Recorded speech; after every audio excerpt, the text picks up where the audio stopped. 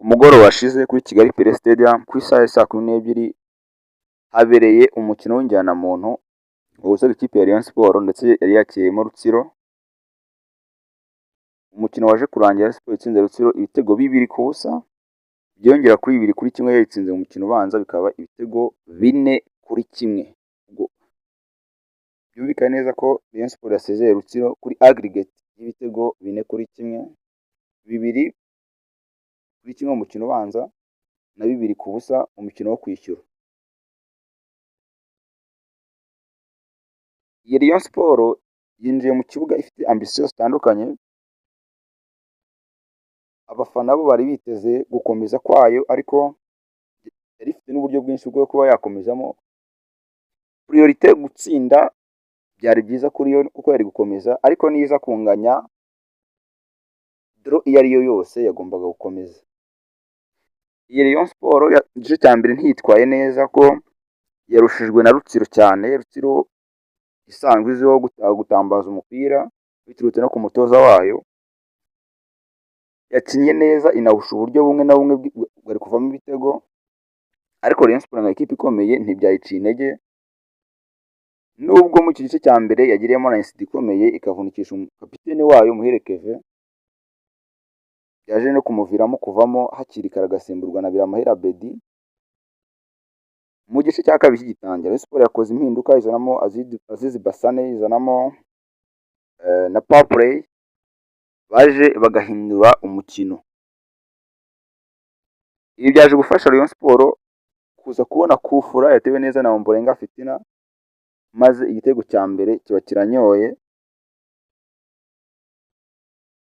Nkaho bidahagije, nyuma yaho gatoya Azizi Basane yaje kubona igitego cya kabiri, aho rwose yarasigaranye n'umuzamu akamupurasa mu nguni. Wakwibaza ngo Rayon Sports nyuma yo gukomeza izahura nande? Ikipe izakina Rayon Sports izava mu mukino uzaba ku wa kane, ubwo ni ku munsi w'ejo, uzahuza Gorilla Football Club ndetse na City Boys.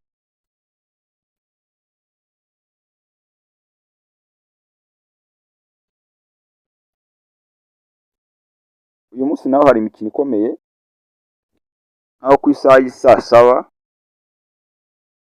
ikipe ya Police FC iza kwakira ikipe ya Nyanza. Iyi Police FC ifite urugamba rukomeye cyane kuko umukino ubanza yatsinzwe na Nyanza ibitego 2-1. Bivuze ngo Police irasabwa gutsinda byibura ibitego 2-0. Yatsinda 2-1 bagatera penalty, yatsinda 1-0 igataha, ariko irasabwa gutsinda ibitego 2-0 kugira ngo yizere gukomeza. Igisigaye cyo kwibaza ngo se irabitsinda Nyanza itarabona igitego, cyo ni ikibazo gikomeye. Ariko Polisi n'abakinnyi bayo bakomeye tuzi Bani Elijah, Bigirimana Abed, ba Muhadjiri, abo ni abakinnyi bakomeye nkeka ko baza gufasha Polisi kuza kwitwara neza.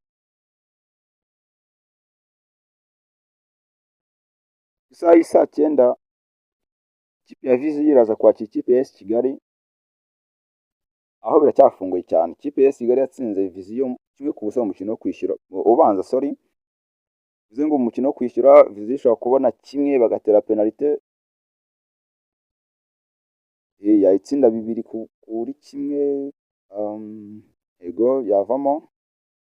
Ariko AS Kigali nk'ikipe ikomeye yitezwe ko ize gutsinda iyi match, cyane ko na Vizi itari mu bihe byiza, iruwa gutsindwa na AS Muhazi United muri shampiyona ibitego 4-0. N'ubu byashoboka rero ko yaza gutsindwa na AS Kigali.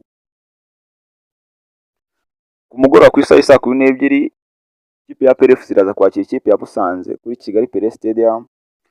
Ni umukino ukomeye tension, kuko umukino ubanza warangiye ari 1-0 i Musanze. Hano APRF irasabwa ikintu kimwe gusa, ni ugutsinda ikizera gukomeza. Ibindi byose ntago biza kuba biri muri faveur yayo. Ikipe ya Musanze ni ikipe igaragaje ko mu iminsi ikomeye, kuko yanganyije na Rayon Sports ibitego 2-2 i Kigali, igihe Musanze ihanganyiriza na APR FC 0-0, n'ubu igarutse i Kigali gukina na APR. Ibi ngibi bikureba ko umutoza wayo na ekipe muri rusange ni ekipe yihambira, ishobora kuza igakora resultat iri positif ku ikipe ikomeye kandi ikabisubiramo. Niba ubikoze kuri Rayon Sport ukabikora kuri APR, biba bigaragaza ko ntabwo ari ibintu bikugwiririye, ni ibintu wateguye, ni ibintu witoza, ni ibintu wakora inshuro nyinshi zishoboka. N'uyu munsi birashoboka ko Musanze yaza kugora APR FC, ariko wenda APR FC nka ekipe ikomeye ikaza kovakaminga kugorana kwa Musanze. Muri uyu mukino ni umukino twitezemo abakinnyi bashya APR FC yaguze nka Ouattara wabonye igitego ejo bundi bakina na AS Kigali, umutwe mwiza cyane. Twitezemo abakinnyi nka ba Omedi, Kiwanuka n'abandi. Gusa ntitwakwirengera ko APR FC ari ikipe nziza kandi ikomeye, nayo kandi ishaka morale n'impamvu yo kuzamanura abafana bayo i Huye. Twibuke ko iyi mikino y'igikombe cy'amahoro iravamo tuba twinjira muri weekend y'i Huye, aho Rayon Sport izaba yagiye gukina n'Amagaju, APR ikajya gukina na Mukura. Byaba ari bibire kuri APR FC kumanuka i Huye igiye gukina na Mukura yavuyeho mu gikombe cy'amahoro, abafana bayo babizi ko mukeba Rayon Sport yabonye itike ya 1/4 bo bakaba bavuyemo. Byademoraliza abafana ba APR FC mu buryo bw'imyumvire, ariko bitabuza babandi b'umutima ukomeye kumuraguza gushyigikira ekipe yabo. Nyuma y'igikombe cy'amahoro arakurikiraho shampiyona, uko nimbivuze hejuru. APR FC izakira na Mukura ku cyumweru, Rayon Sport ikine n'Amagaju ku wa nyuma. Abafana mwatangira kugura amatike hakiri kare, tugatangira gutegura kumanuka i Huye gake gake. Abo tuzaba turi kumwe i Huye mubinyereke muri comment.